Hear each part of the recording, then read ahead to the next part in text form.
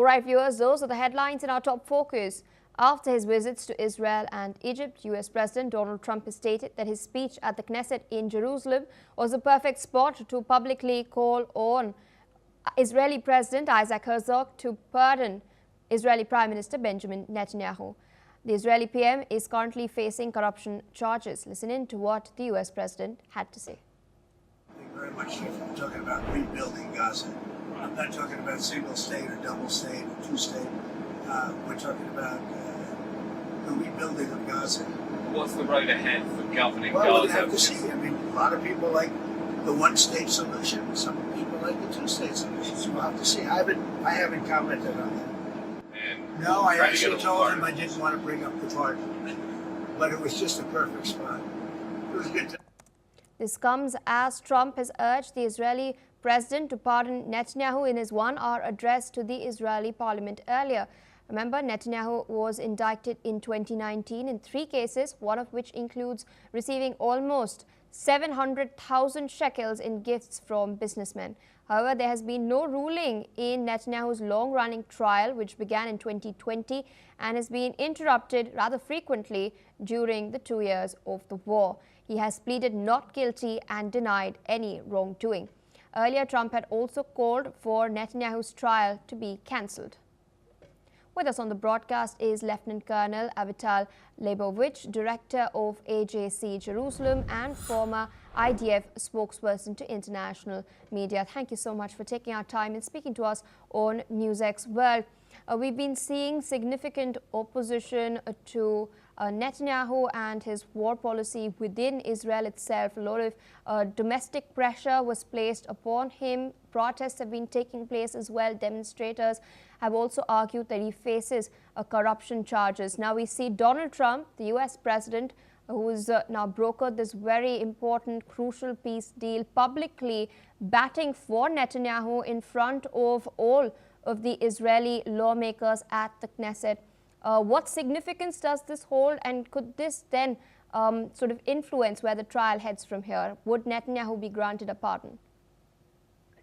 So thank you for the question, Pia. I was there at the Knesset yesterday when President Trump gave a speech which was more than 1 hour.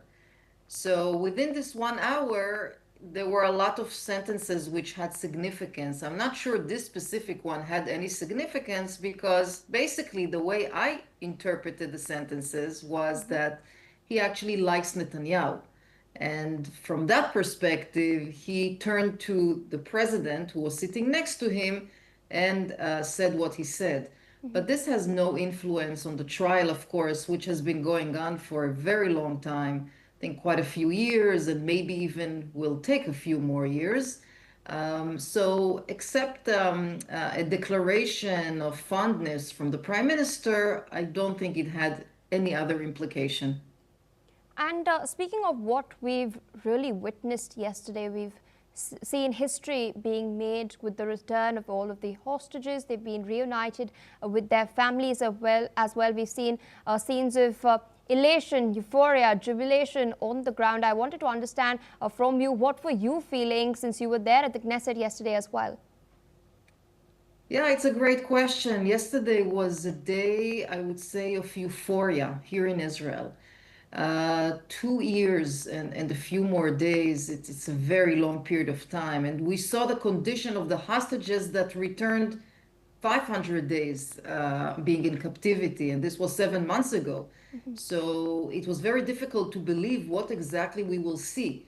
And when the 20 living hostages crossed the border from Gaza to Israel, standing on their own 2 feet and smiling and waving, and then, of course, hugging with their families, there were so many emotions. People were glued to the TVs. They were screening, special screening events all over the place. For example, a hostage that went to a certain high school. Of course, he's no longer in high school, but his high school decided to screen the entire ceremony and celebrations in the school itself. And of course, in the hostage square in Tel Aviv. So it felt really historic day. But I do want to say that there are still hostages in Gaza which are not alive. You can definitely say that there are no longer living hostages in Gaza. But according to the agreement, Israel fulfilled its part.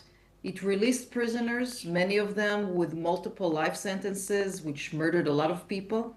It increased the aid going into Gaza, and it halted the fire. On the other side, the Palestinians were requested to release all of the 48 hostages.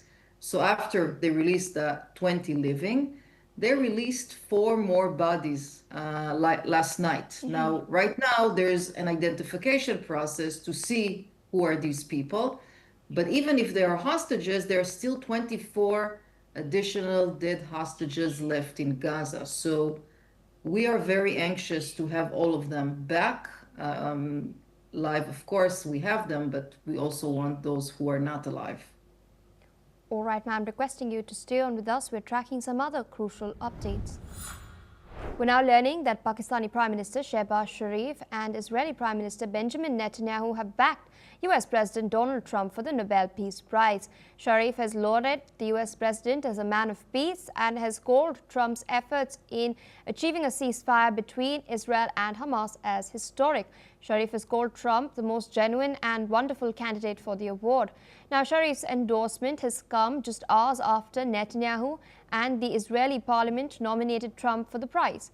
The Israeli parliament, in fact, gave a unanimous call to nominate Donald Trump for the 2026 Nobel Peace Prize. Knesset Speaker Amir Ohana has stated that there is no one more deserving than President Trump for this coveted prize.